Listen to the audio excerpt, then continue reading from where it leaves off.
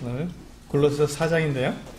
우리가 지금 골로새서를 계속 공부하고 있는데 골로새서를 지금 이렇게 다시 한번 되짚어 보도록 하겠습니다. 골로새서는 하늘 소망에 대해서 우리에게 말씀해 주고 있습니다. 하늘 소망에 대해서 1장에서 하늘 소망에 대해서 하늘에 쌓아둔 소망을 우리에게 말씀해 주고 있죠. 그러면서 사도 바울은 우리가 이 땅 가운데에서는 우리를 자꾸 이 땅에 메어두려고 하고 하늘을 바라보지 못하도록 만드는 여러 가지 다양한 이론들과 철학들과 우리를 얽어매는 그 같은 가르침들이 있다. 그런 것들에 매이지 말고 이제 위의 것을 찾으라. 우리가 그리스도와 함께 살리심을 받았으면 위의 것을 찾으라고 말씀하고 있습니다. 땅의 것을 생각하지 말고 위의 것을 생각하라고 우리에게 말씀하고 있습니다. 그러면서 우리가 위의 것을 찾는 사람은 어떻게 살아가야 하는지를 3장에서 이렇게 쭉 말씀해 주고 있습니다. 특별히 가정생활에 대해서 강조하시면서 가정이 분명하게 주님 앞에 이렇게 드려졌을 때, 특별히 가정의 가장 중요한 구성원은 남편과 아내입니다. 부부가 먼저 주님 앞에 드려지고 주님을 섬기게 될 때, 그리고 그 다음에 자녀를 주님 앞에 양육하고 또 부모에게 공경하게 될 때, 이와 같은 순서로 우리가 주님 앞에서 분명하게 주님을 섬겨나가게 될 때, 그럴 때 세상 사람들도 우리를 바라보게 될 때, 저 사람은 정말 하나님을 믿는 사람이 맞구나. 또 우리가 그렇게 경건하게 가정을 이뤄나가게 될 때 주님을 바라볼 수 있는, 위의 것을 바라볼 수 있는 그 같은 모습이 된다는 것을 1장과 2장과 3장을 통해서 우리에게 말씀해 주셨습니다.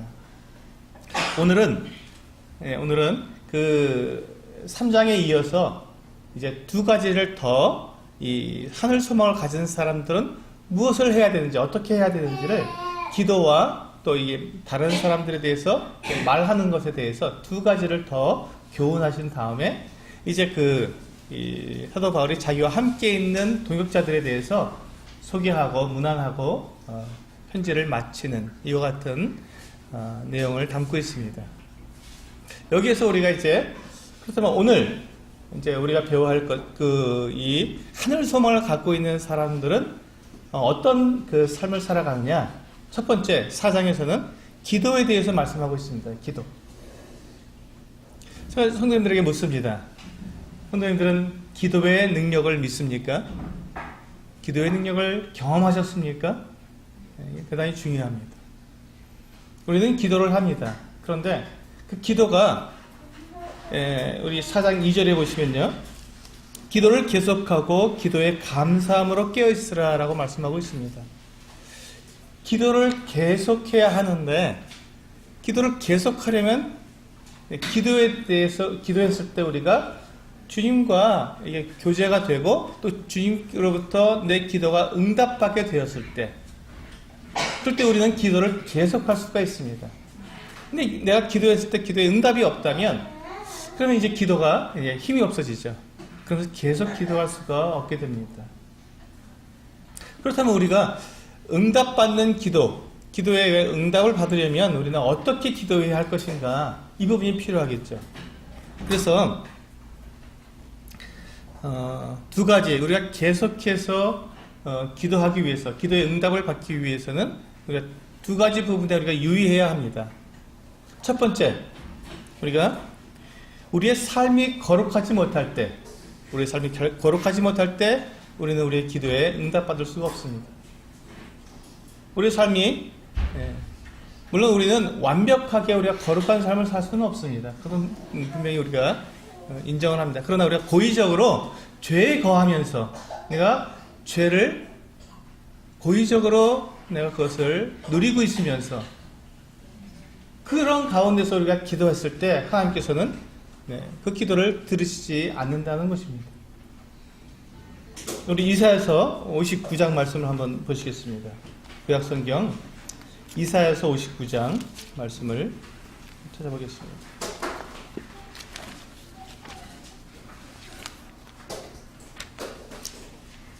구약성경 이사야서 59장 1절과 2절 말씀을 보시면 네. 하나님은 분명하게 우리에게 말씀해 주고 계십니다. 이사야서 59장 1절과 2절 우리 한 목소리로 같이 읽어보도록 하겠습니다. 이사야서 59장 1절과 2절입니다. 시작. 여호와의 손이 짧아 구원하지 못하심도 아니요 귀가 둔하여 듣지 못하심도 아니라 오직 너희 죄악이 너희와 너희 하나님 사이를 갈라놓았고 너희 죄가 그의 얼굴을 가리어서 너희에게서 듣지 않으시게 함이니라. 네. 하나님께서 분명하게 우리에게 말씀하고 계십니다. 우리의 죄악 때문에 하나님께서 우리의 기도를 듣지 않으신다고 분명히 말씀하고 계십니다. 내가 죄에 거하면서 내가 죄를 고의적으로 죄를 계속해서 짓고 있으면서 그런 가운데 내가 회개하지 않는 마음으로 내가 회개하지 않은 채 하나님께 기도하게 된다면 하나님께서 우리의 기도를 들으실 수 없다는 것입니다. 그래서 하나님께서 우리를 사랑하지 않으심도 아니고 하나님의 귀가 둔해서 못 듣는 것도 아니고 우리의 죄가 하나님과 우리 사이를 갈라놓았기 때문에 그래서 하나님께서 우리의 기도를 들으실 수가 없다는 것이죠. 그래서 우리가 우리의 삶이 정결하지 못할 때, 거룩하지 못할 때 우리는 계속해서 기도할 수가 없습니다. 기도를 해도 마치 하늘이 그 노덩어리처럼 단단하게 이렇게 가로막혀 있는, 계속 기도는 하지만 기도가 공허하고 또 답답하고 또 기도에 아무런 능력이 나타나지 않는 그 같은 것을 경험하면서 기도가 열정이 식어가고 결국 기도를 계속하지 못하는 이와 같은 상태에 이르게 된다는 것입니다. 두 번째, 우리가 기도를 하지만 기도에서 우리가 기도를 계속하지 못하게 되는 그 이유가 하나님의 뜻대로 기도하지 않고 내 뜻대로 기도하게 될 때 우리는 기도를 계속할 수 없게 됩니다. 그리고 기도할 때 우리는 내 뜻을 하나님께 고집하고 하나님 제가 이것을 원하니까 이걸 좀 들어주십시오 하고 내게 있는 사정을 알려드리는 것은 맞습니다. 그러나 내 뜻을 고집해서 하나님의 그 능력을 마치 내가 원하는 것을 하기 위해서 하나님의 능력을 내가 가져다 쓰는 사람처럼, 그렇다면 이것은 주객이 전도되는 거거든요. 가만 생각해 보시기 바랍니다. 우리가 하나님의 뜻에 내가 가지고 있는 이 능력과 힘을 들여서 그 일을 이루고 우리가 살아가는 것인지, 반대로 내가 원하는 것, 내가 뜻하는 것을 이루기 위해서 하나님의 그 전능하신 능력을 내가 이용하는 것인지, 여러분 어떤 것이 신앙생활이라고 생각하십니까? 분명합니다. 분명한 거거든요. 만약에 내가 원하는 것, 내가 가지고 싶고 내가 이루고 싶고 내가 되고 싶은 그와 같은 것들을 하기 위해서 주님의 능력을 좀 빌려주십시오라고 기도한다면 그것은 내가 주인이고 하나님은 나의 종이 되는 것입니다. 너무 우스운 일이죠. 그러나 하나님께서는 늘 우리에게 말씀하시기를 하나님의 뜻을 위해서 우리의 모든 것을 드리도록 하나님께서는 말씀하고 있습니다. 정반대입니다. 그래서 우리가 기도할 때 물론 나의 필요와 나의 어떤 도움을 하나님께 구하는 것은 맞습니다. 그러나 그와 같은 가운데서도 그것이 주님의 뜻이면 그렇게 역사해 달라고 우리는 주님 앞에 구할 뿐이지 내가 고집할 수 없다는 것입니다. 그리고 기도할 때 우리는 무엇을 기도 가운데서 우리는 발견하게 됩니까? 주님의 뜻을 발견하게 되는 것입니다. 주님의 뜻이 어디 있는지 우리는 기도 가운데 발견하게 되는 것이죠. 그래서 주님의 뜻을 발견하게 되었을 때 거기에 주님, 저와 같은 자가 주님의 뜻, 이 거룩하시고 이 위대하신 이 뜻에 제가 들어줄 수 있다면 주님 저를 써주십시오 하고 우리가 기도하는 것이, 그것이 바로 하나님의 뜻대로 하는 기도가 되는 것이죠. 이렇게 기도하게 될 때 우리는 그 기도 가운데에서 하나님의 능력을 우리가 경험하게 되고 기도의 능력을 경험하게 되면서 우리는 계속해서 기도할 수 있게 됩니다. 우리 다시 신약으로 돌아가셨어요. 요한복음 15장을 한번 열어보시면 좋겠습니다. 요한복음 15장입니다.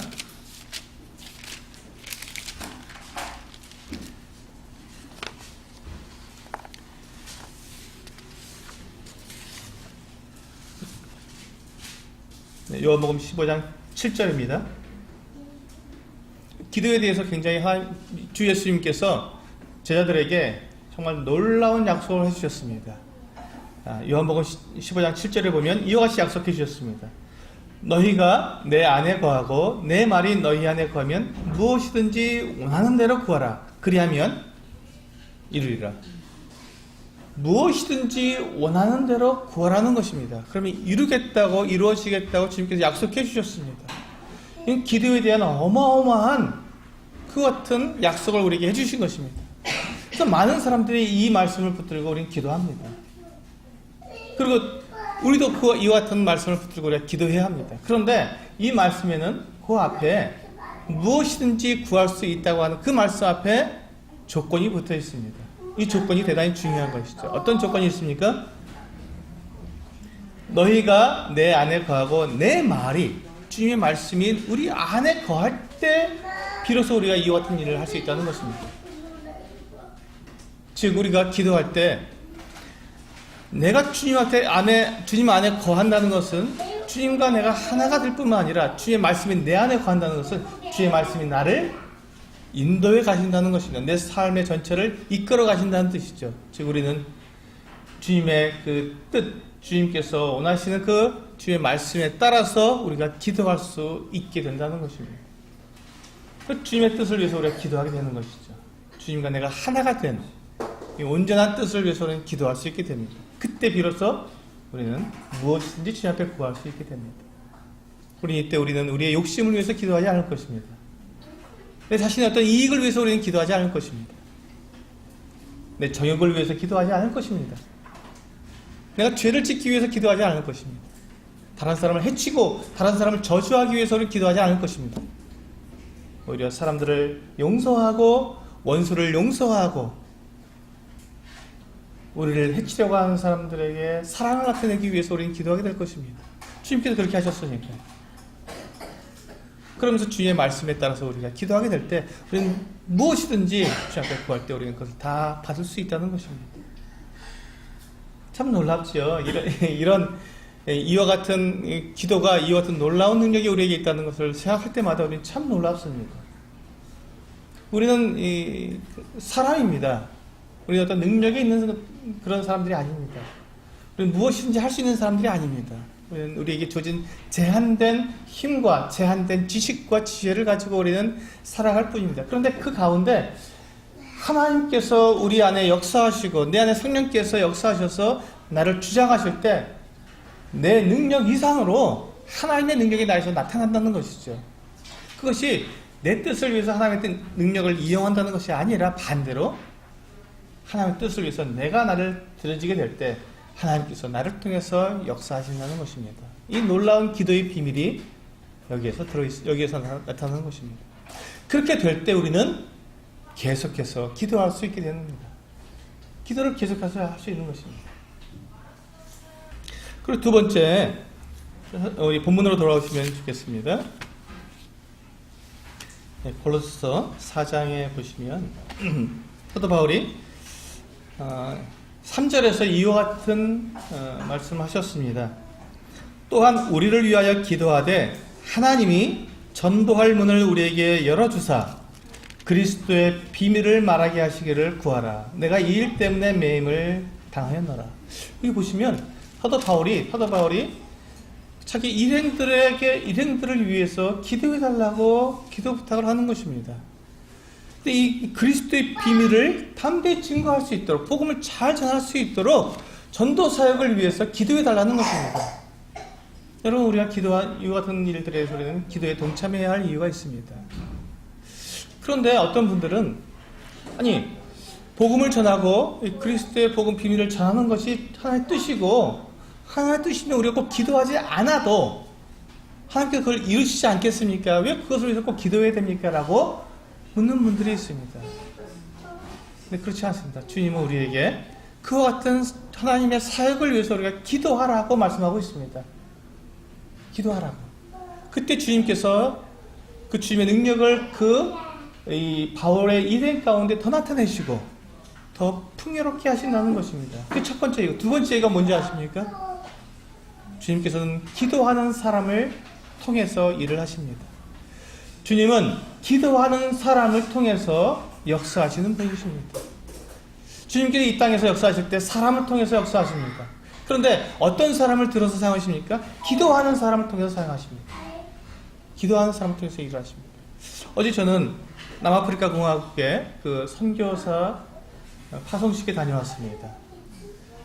그 박상민 형제 또 길지원 자매 이 가정이 남아프리카 공화국에 이제 선교사로 파송이 됐는데 그 박상민 형제님이 주님으로부터 선교사를 이렇게 부르심을 받기까지 어떠한 그 과정을 겪었는지 간증을 쭉 들게 될 때 그분이 이와 같은 간증을 했습니다. 지금 남아프리카 공화국의 최문수 형제님이 지금 먼저 나가서 선교사로서 선교 활동을 하고 있습니다. 근데 그분이 그 남아프리카 공화국에서 이렇게 들어가서 선교 활동을 하면서 가장 먼저 느낀 게 뭐냐면 동역자의 필요였어요. 동역자. 또 나와 이 한 곳에 같이 이 선교사역을 같이 할 선교사를 보내달라고 요청을 했습니다. 근데 그 요청을 보고는 기도하기 시작했죠. 주님, 이 가정에 정말 이 남아프리카 공화국 정말 이 정치적으로 사회적으로 불안정하고 너무 힘든 이 곳에, 위험한 곳에 이 가정을 보내셔서 이렇게 놀라운 일을 이루시고 계신데 여기에 동역자가 필요하다고 합니다. 누군가를 좀 보내주십시오 하고 계속 기도한 거예요. 그러면서 이 형제는 자기가 이제 그 물질로 계속 이렇게 동역을 하고 있었고, 그런 가운데 주님께서 이 형제가 자기도 이게 그 남아프리카 공화국을 위해서 기도하고 있는 사이에 형제에게 계속해서 하나님께서는 말씀을 통해서 도전을 하시는 것입니다. 정말 이 땅을 위해서 사는 것이 네 삶에 정말 참 가치가 있느냐? 주님의 나라를 위해서 네가 너 자신을 드리는 것이 더 가치 있는 삶이 아니겠느냐 하는 것을 계속 도전한 거예요.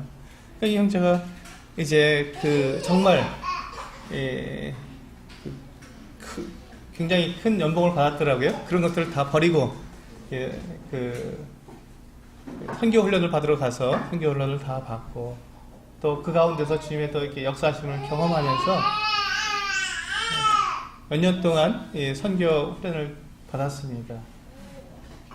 그 선교 훈련을 다 끝낼 때쯤 주님께서 그 형제를 남아프리카 공화국으로 보내시는 것을 간증을 하더라고요. 자기는 남아프리카 공화국에 동역자가 누군가가 가기를 위해서 기도했는데 기도한 그 사람을 주님께서는 불러 사용하시는 것이죠. 주님께서 사람을 사용하실 때는 그냥 아무 준비가 안 되어 있는 사람을 불러 쓰시는 것이 아닙니다. 주님께서는 기도하는 그 사람, 주님의 뜻을 구하고 있는 그 사람, 준비되어 있는 그 사람을 주님께서 들어서 사용하시는 것이지요. 그래서 주님은 이 바울이 복음을 전하는 그 일을 위해서 기도하라고 하는 것입니다. 그러면 이 뒤에 보시면 이제 동역자들이 나오는데 그 수많은 동역자들이 그렇게 이 바울을 위해서 기도하다가 동역자가 되어서 함께 복음을 전하는 자들이 되었거든요. 얼마나 놀라운 일입니까? 그래서 이 골로새 성도들에게도 우리를 위해서 기도해라. 우리를 위해서 기도해주라. 그리스도의 복음을 담대히 전할 수 있도록 기도해 달라고 부탁하는 것입니다.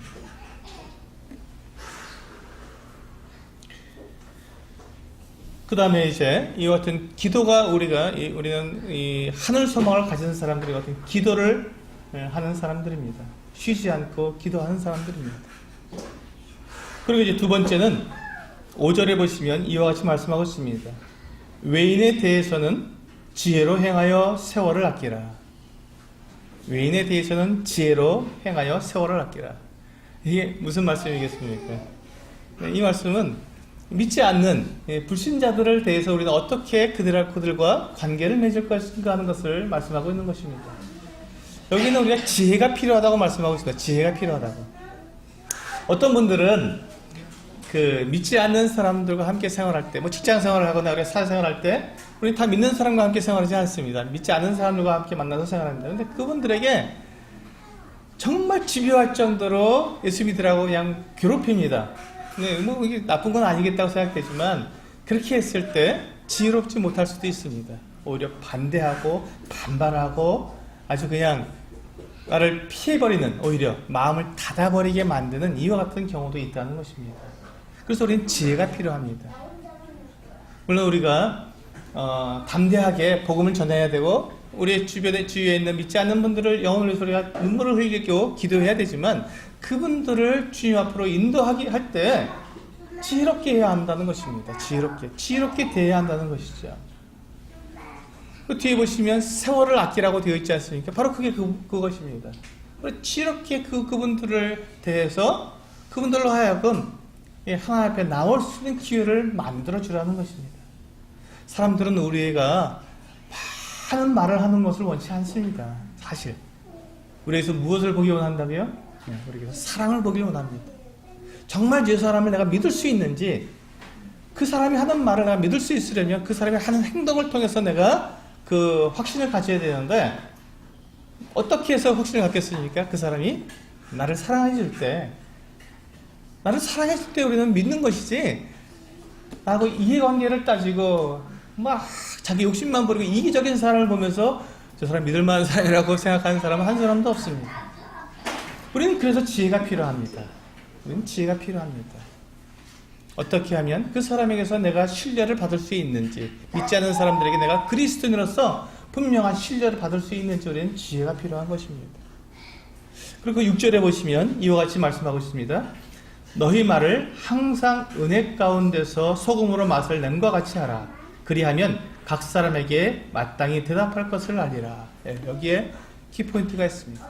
사람들은 우리의 말에 굉장히 귀를 기울이고 듣습니다. 저 사람이 무슨 말을 하나. 그런데 자기가 정말 해야 할 정직하고 사랑이 담기고 이렇게 그 은혜로운 말을 하지는 않고 그냥 교회 나와라, 나랑 같이 교회 가자, 예수 믿어야 된다고 계속 그 말만 하고 있으면 그 말이 은혜롭게 들리지 않는다는 것입니다. 그 말은 참 은혜로운 말이고 정말 귀한 말이지만, 정말 생명을 살리는 말이지만 그 말이 사람들에게 영향을 끼치지 못한다는 것이죠. 그래서 우리는 말을 할 때 은혜롭게, 은혜 가운데서 소금으로 맛을 냄과 같이 해야 한다는 것입니다. 어떻게 하면 이렇게 될 수 있을까요? 저도 이 부분이 굉장히 약합니다. 제 아내가 저에게 늘 하는 말이 있습니다. 당신이 옳다고 생각하는 일은 절대로 안 져요. 안 집니다. 우리는 내가 옳다고 생각하는 것, 다른 분들하고 이렇게 얘기할 때 절대로 안 집니다. 꼭 내가 이겨야 한다는 거예요. 그래야 내가 진리를 가지고 있다는 것을 내가 복음으로 승리했다고 착각한다는 것이죠. 저도 그게 제 몸에 배웠어요. 내가 진리가 있으니까 진리를 결코 질 수 없어. 내가 반드시 이겨야 되라는 이런 어떤 오만함, 교만함 이런 것들이 저에게도 있는 것 같습니다. 그러니까 저희 아내가 저에게 늘 하는 말이 당신이 옳다고 생각되는 일은 절대로 안 진다는 거예요. 저도 상관없는데 왜 꼭 그걸 이기려고만 하냐고. 그러다 보면 우리가 말로는 이겼는데 마음은 얻지 못하는, 말로는 이겼는데 마음은 잃어버리게 되는, 그래서 영혼을 잃어버리잖아요. 우리가 왜 말로 이기려고 합니까? 영혼을 얻으려고 하는 거거든요. 진리를 좀 알아라 라고 우리가 해주고 싶은 건데 오히려 그 말을 내가 말로 이김으로써 상대방의 마음을 닫아버리고 상처를 주고 내가 교만하고 오만한 사람으로 비치게 된다면, 자기밖에 모르는 사람으로 비치게 된다면 영혼을 잃어버릴 수도 있다는 것입니다. 여기서 지혜가 필요한 거죠. 언제 져줘야 되는지, 언제 우리가 이겨야 되는지는 여기서 우리가 지혜가 필요합니다. 이때 우리 주님께 구해야 합니다. 정말 이거는 너무 예민한 거기 때문에 우리는 이렇게 일반화시킬 수는 없습니다. 그래서 우리는 기도해야 합니다. 주님이 그때 합당하게 우리에게 지혜를 주시도록 정말로 우리는 깨어서 기도해야 합니다. 주님, 제가 이분에게 어떻게 말을 해야 할까요? 제가 아까 말씀드린 것처럼 기차에서 그분에게 말씀드릴 때도 주님 앞에 계속 물으면서 제가 그분과 교제를 했습니다. 그렇지 않으면 제가 그분의 마음을 다치게 할 수도 있고, 또 제가 분명한 복음을 전하지 못할 수도 있기 때문에 계속 주님과 긴밀한 교제를 나누면서 기도하면서, 그렇게 무시를 기도하면서 그렇게 그분과 대화를 나누는 것입니다. 그와 같은 지혜가 필요합니다. 지혜가 필요한 겁니다. 그래서 우리는 지혜롭게 말을 해야 되고, 외인에 대해서 분명하게 우리가 은혜롭게 말을 할 때 우리는 영혼을 얻을 수가 있을 것입니다. 이게 하늘 소망을 가지고 있는 사람들이 사는 모습입니다. 하늘 소망을 가진 사람들. 그래서 우리는 말을 할 때 거칠게 말을 한다든지, 거짓을 말한다든지, 또 우리가 그냥 이기적인 말을 한다든지 이런 말 하지 않습니다. 우리는 하늘의 소망을 둔 사람들은 이 땅의 것을 위해서 우리는 그렇게 살지 않습니다. 하늘에 속한 사람들답게 그렇게 우리는 은혜롭게 말을 하는 그와 같은 사람들이 되는 것입니다. 이제 바울은 이렇게 해서 이제 하늘의 소망을 둔 사람들의 하는 삶의 모습을 우리에게 말씀해 주셨고, 7절부터 이제 18절까지는 이제 그와 함께 하고 있는 동역자들에 대해서 말씀해 주고 있습니다. 여러분, 바울이 전도 여행을 1차, 2차, 3차 전도 여행을 다녔는데, 그 오랜 기간 동안 그 많은 지역을 다니면서 혼자 다녔다고 생각하십니까? 네, 그렇지 않습니다. 절대 혼자 다니지 않았습니다. 여기 오늘 이 말씀에도 여러 명의 동역자들이 있습니다. 바울은 많은 동역자들이 함께 동역을 했습니다. 그분들의 이름을 다 쓸 수 없기 때문에 누가가 사도행 중에서 보면 누가가 이 바울을 중심으로 해서 이렇게 기록했기 때문에 바울이 어떻게 했는가 하는 이와 같은 부분들이 나와 있어서 바울만 부각돼서 그렇지, 거기에는 수많은 사람들이 함께 있었어요. 누가 본인도 함께 있었지 않습니까? 그걸 다 보고 듣고 거기서 경험한 것을 기록했기 때문에 누가도 그거 함께 있었거든요. 이와 같이 거기에는 바울 일행은 참 많은 사람들이 함께 했던 것을 우리는 알 수 있습니다. 근데 이 동역자들이, 바울은 이 동역자들에서 결코 무시하거나 가볍게 여기지 않았습니다. 동역자를 매우 그는 소중히 여겼고 존중했습니다. 바울의 그와 같은 생각은 어디에서 나오냐면 이 교회가 과연 무엇인가에 대한 교회관에서 나옵니다. 여러분, 교회는 무엇입니까? 그리스도의 몸입니다. 그러면 이 성도들은 무엇입니까? 몸의 한 지체들입니다. 우리 몸에서 어떤 지체가 필요 없는 지체가 무엇이 있겠습니까? 여러분, 제 새끼손가락 하나가 필요 없다고 이거 별로 쓰지 않으니까 이거 없애버리면 어떻습니까? 끔찍하죠. 있을 수가 없는 일입니다. 눈 2개 있으니까 눈 2개 중에 하나 빼면 되지. 어리석은 것이죠. 이가 우리 많지 않습니까? 많은 이가 있는데 이 중에 하나 빠져도 상관없지 않습니까? 그렇지 않습니다. 그럼 우리 눈에 보이지 않는 우리 내장기관들, 눈에 보이도 않고 만지지도 않는데 어떻게 일하는지도 모르는데 내장기관 중에 하나 없으면 어떻겠습니까? 그건 생명과 직결됩니다. 오히려 내장기관은 생명과 직결됩니다. 우리 몸의 그 각 지체들은 보이든 보이지 않든, 잘 쓰이는 것든 잘 쓰이지 않든, 머리카락 하나까지도 우리에겐 다 소중하지 않습니까? 하나 우리에게는 부족한 것들이 없어도 되는 그런 것들이 없습니다. 다 필요한 것입니다. 하나님 소리해 주셨기 때문에.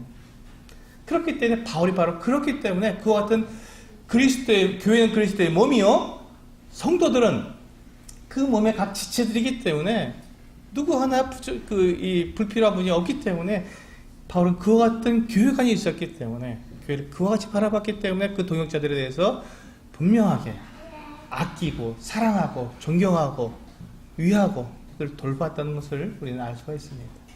그래서 여기 보시면 두기고라는 사람이 나옵니다. 7절에 보면 이 두기고와 그 다음에 나오는 오네시모라는 사람은 지금 이 골로새서를 가지고 이 사도 바울로부터 이 골로새로 보냄을 받은 그 같은 사람들인 것처럼 보입니다. 근데 이 두기고에 대해서 어떻게 사도 바울이 표현하는지 한번 보면 참 좋겠습니다. 7절에 보시면, 중간에 보시면, 그는 사랑받는 형제요 신실한 일꾼이요 주 안에서 함께 종이 된 자니라. 여러분, 이 표현을 한번 생각해 보십시오. 그는 사랑받는 형제다. 그리고 신실한 일꾼이다. 그럼 이런 표현 여러분 받고 싶지 않습니까? 저도 받고 싶습니다.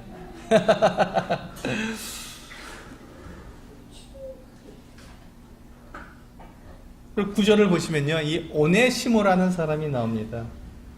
근데 이 오네시모에 대해서 뭐라고 말씀하고 있냐면 신실하고 사랑을 받는 형제다라고 표현하고 있습니다. 근데 이 오네시모는 나중에 제가 다음번 제가 말씀 시간에 이제 빌레몬서를 이제 제가 말씀드릴 텐데, 이 빌레몬서에 나오는 이 사람입니다.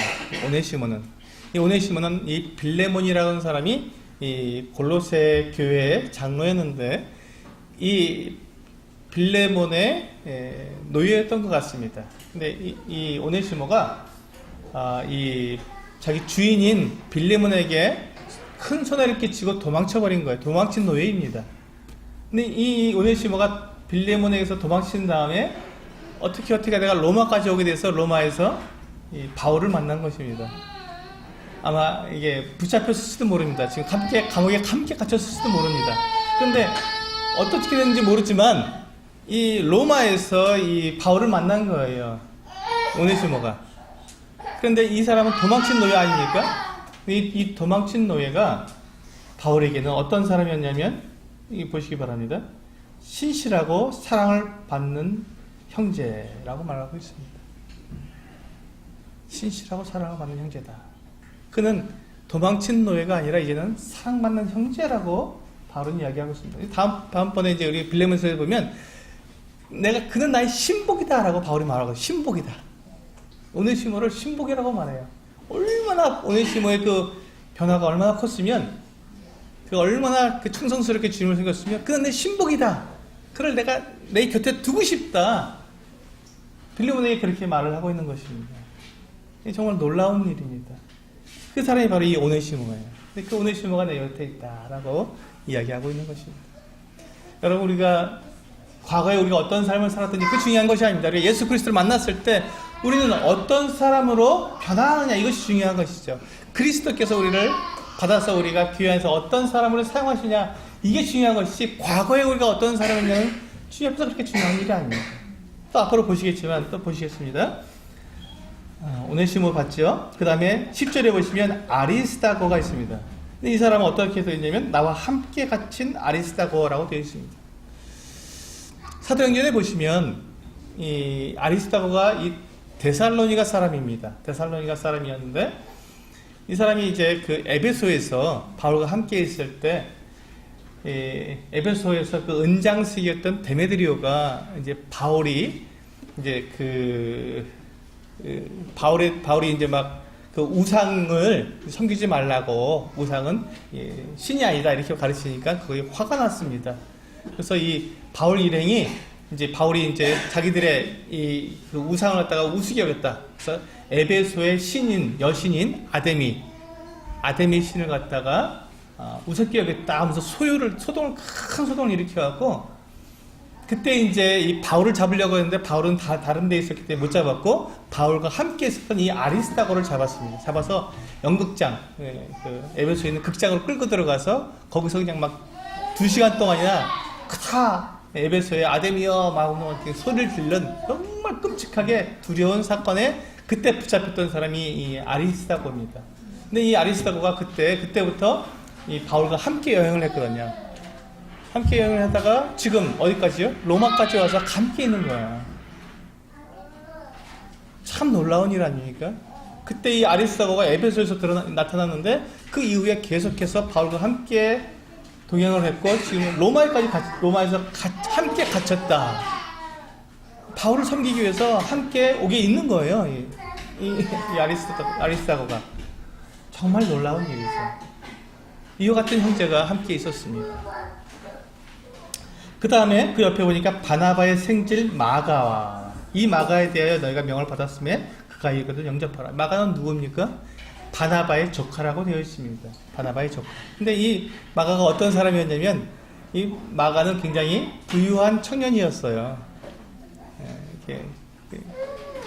마가는 예루살렘에 자기 집이 큰 집이 있었고 저택이 있었습니다. 그래서 마가의 다락방에 모였다고 하지 않습니까? 초대교회가 120명이 모일 수 있는 집이었습니다. 2층 방에 2층에 이렇게 모였는데 우리 여기 지금 몇 명 모이지 않았는데 좁죠? 근데 120명이 모여서 예배를 드릴 수 있을 만큼 넓은 저택을 가지고 있습니다. 자기 집이었는데 굉장히 큰 부자였습니다. 근데 이 부유했던 이 마가가 함께 전도 여행을 1차 전도 여행을 나갔거든요. 근데 전도 여행 나가서 이제 구부를 이제 지나서 이제 버가에 이르렀을 때 너무너무 힘든 거예요.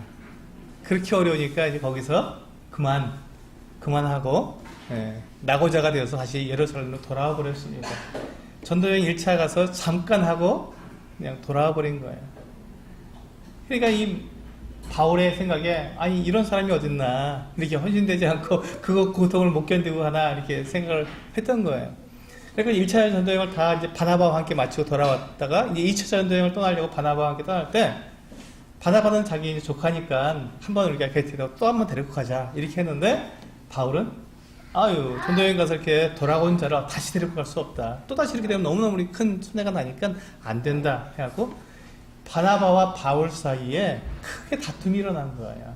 그래서 이 바나바 바울이 헤어지게 되는 이런 참 불행을 이 마가가 초래한 것이죠. 그런 사람이었어요. 바울은 마가를 믿지 않았습니다. 그 당시에. 근데 지금 어떠냐면 바울은 내게 요긴한 사람이다 라고 디모데후서에서 말씀하고 있습니다. 그리고 지금 여기 보면 마가가 바울과 함께 있는 거예요. 내가 이제 그를 보낼 테니까 그가 가거든 영접해라 하고 마가를 이렇게 지금 사용하고 있습니다. 두 번째 말씀드립니다. 우리가 과거에 어떤 사람이었든지 그것이 중요하지 않습니까? 오늘 현재 지금 이 시간에 내가 주님을 어떻게 섬기고 있느냐 이게 중요한 일이지 과거에 내가 어떻게 섬겼느냐는 그렇게 중요한 일이 아닙니다. 오네시모가 어떤 사람이었습니까? 도망치는 노예였지만 바울의 신복이 되었고 마가는 전도여행 때 실패한 낙오자였지만 이제 바울에게는 정말 요긴한 사람으로서 그가 함께 동역하는 사람으로서 그는 사용되고 있다는 것입니다. 그 다음에 이제 우리 11절에 보시면 유스도라 하는 예수가 있습니다. 예수라는 이름은 여호수아라는 이제 히브리어로는 여호수아고요. 흔한 이름이었어요. 사실 여호수아라는 이름이었기 때문에 많은 사람들이 쓰던 이름이었습니다. 근데 이 유스도라 하는 예수도 너희에게 무난하니라. 근데 이 사람들에 대해서 이제 지금 뭐라고 말씀하고 있냐면 그들은 할레파이다. 아니라 그들은 누구냐면 바로 앞에 있는 마가와 이 유스도 이 두 사람을 말하고 있는 것입니다. 이 두 사람은 할레파이다. 유대인이란 뜻이죠. 유대인이나 이들만은 하나님의 나라를 위하여 함께 역사한 자들이니. 한번 보세요. 이런 참 놀라운 칭호를 받습니다. 마가도 그렇고 유스도도 그렇고 이들만은 하나님의 나라를 위해서 힘쓰던 자들이다. 얼마나 아름다운 이름입니까? 이런 사람들이 나의 위로가 되었다. 바울에게 큰 위로가 되었던 동역자들입니다. 12절에 보시면 그리스도 예수의 종인 너에게서 온 에바브라가 너에게 무난하느니라. 근데 이 에바브라가 어떤 사람이냐면 이 골로새에서 아마 그 바울을 섬기기 위해서 보냄을 받은 사람 같습니다. 근데 이 에바브라가 어떤 일을 했냐면 그가 항상 너희를 위하여 애써 기도하고 너희로 하나님의 모든 뜻 가운데서 완전하고 확신 있게 서기를 구하나니. 바울이 알아버린 거예요. 이 에바브라가 얼마나 골로새 성도들을 위해서 기도하고 있는지 바울이 알아버린 거예요. 얼마나 아름답습니까? 얼마나 아름답습니까? 성도들을 위해서 이렇게 밤낮으로 기도하고 있는 이 일꾼의 모습이 얼마나 아름답습니까? 이게 바울의 동역자의 모습입니다. 그리고 13절에 보시면 14절 보시죠. 14절에 보시면 이제 드디어 사랑을 받는 의사 누가가 나옵니다. 누가복음을 기록했죠. 사도행전을 기록했습니다. 근데 이 사람의 직업이 뭐라고요? 네, 의사였어요. 이때 여기서 알게 된 거예요. 이 사람이 누가라는 사람은 의사였구나. 근데 그가 어떤 의사였다고요? 사랑받는 사람이었던 거예요. 이 사람이 얼마나 헌신적이었고 얼마나 사람들에게 그것을 자기가 갖고 있는 이 의술로 사람들을 도와줬는지 사랑받는 의사라는 이름을 가진 누가가 있었습니다. 또 그 뒤에 데마라는 사람이 나옵니다. 데마가 너희에게 무난하니라. 이 사람은 주님의 이 바울의 놀라운 동역자였죠. 근데 데마는 어떤 사람이었습니까? 나중에 여러분 보시면요, 데마는 세상을 사랑하여 데살로니가로 갔고 라고 디모데후서에서 말씀하고 있습니다. 디모데후서 4장에 보면 이 데마가 이제 바울의 이제 마지막, 디모데후서는 마지막 부분이거든요. 그때 더 이상 바울과 함께 있지 않고 세상을 사랑하여라는 말을 붙였습니다. 그냥 데살로니가로 간 것이 아니라 세상을 사랑하여 데살로니가로 간 데마가 있었습니다. 여러분, 데마는 정말로 바울과 함께 놀라운 이 복음 사역을 했던, 이 전도 사역을 했던 놀라운 동역자였습니다. 근데 그의 마지막은 어떻습니까? 세상을 사랑하는 사람이 되어버렸습니다. 과거에 우리는 어떤 믿음으로 섬겼는지가 중요한 것이 아니라 지금 내가 어떻게 주님을 섬기고 있느냐가 대단히 중요한 것입니다. 과거에 아무리 잘 섬겼으면 무엇합니까? 오늘 내가 주님을 섬기지 않는다면 그것이 나에게 부끄러움이 되는 것입니다. 그래서 우리는 과거에 내가 잘못 섬겼어도 오늘부터 내가 주님을 섬길 수 있고, 과거에 내가 아무리 잘 섬겼어도 오늘 내가 주님 앞에서 내 믿음을 잃어버릴 수도 있다는 것입니다. 우리는 그와 같은 주님을 향한 우리의 삶을 오늘 이 순간에 지금 여기에서 우리는 분명하게 주님 앞에서 살아가는 삶을 살아갈 것입니다. 그 뒤에 보시면 17절의 마지막입니다. 17절에 보시면 아키뽀라는 사람이 나옵니다. 이 아키뽀도 이제 빌레몬서를 할게 할 때 말씀을 드리겠지만 이 아키뽀는 골로새 교회의 한 직분을 맡은 사람이었습니다. 많은 분들이 이 아키뽀는 아마도 그 빌레몬과 그의 아내 야비아의 아들이 아니겠느냐라고 이야기하는데 정확한 것은 모르겠습니다. 하지만 이 아키뽀는 그 골로새 교회에서 아주 중요한 직분을 맡은 사람 같았습니다. 그래서 바울 뭐라 하냐면 아키뽀에게 이르기를 주 안에서 받은 직분을 삼가 이루라. 주 안에서 받은 직분을 삼가 이루라는 거죠. 주님께서 우리 성도님들에게 어떠한 직분을 주셨습니까? 여러분들 어떤 일을 가지고 계십니까? 주님께서 여러분들에게 주신 은사는 무엇입니까? 여러분들을 주님께서 어떻게 부르셨습니까? 혹시 주님께서 나를 뭐 어떻게 부르셨는지에 대해 관심도 없는 것이 아니니까 혹시 전 잘 모르겠는데 라고 하시는 분들은 그거에 대해 관심도 없는 것이 아니겠습니까? 모른다면 주님이 우리를 부르셨습니다. 분명히. 그리고 우리의 은사를 다 주셨습니다.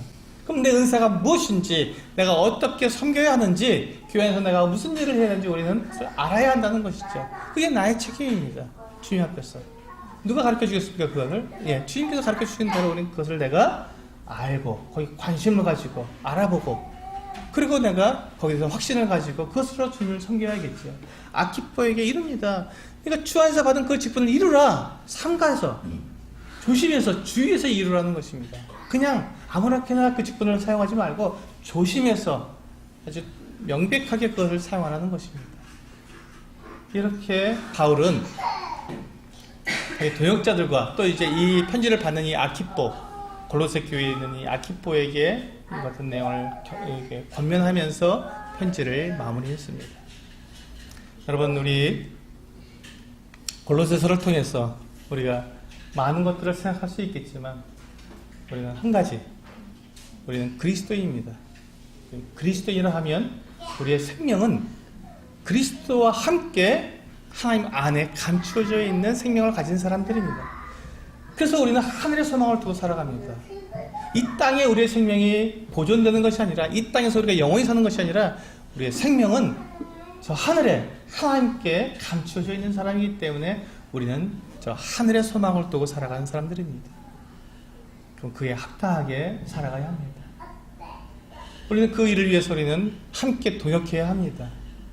교회는 누가 앞에 서고 누가 뒤에 서는 것이 아닙니다. 우리 함께 가는 거, 어깨 동무하고 함께 가는 것입니다. 여러분, 어깨 동무하고 함께 가는데 한 사람이 주저앉으면 다 주저앉게 됩니다.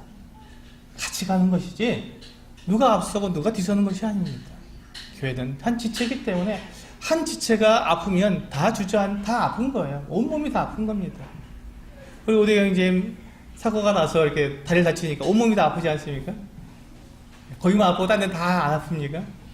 물론 거기만 아프고 다른 데는 안 아파도 온몸이 다 고통을 받지 않습니까? 예, 같은 것입니다. 교회는 그리스도의 몸이고 한 지체입니다. 그렇게 우리는 함께 하늘 소망을 바라보며 하늘 소망을 가지고 그렇게 위를 바라보면서 함께 나아가는 성도들이 되어야 할 것입니다. 함께 기도하시고 마치도록 하겠습니다.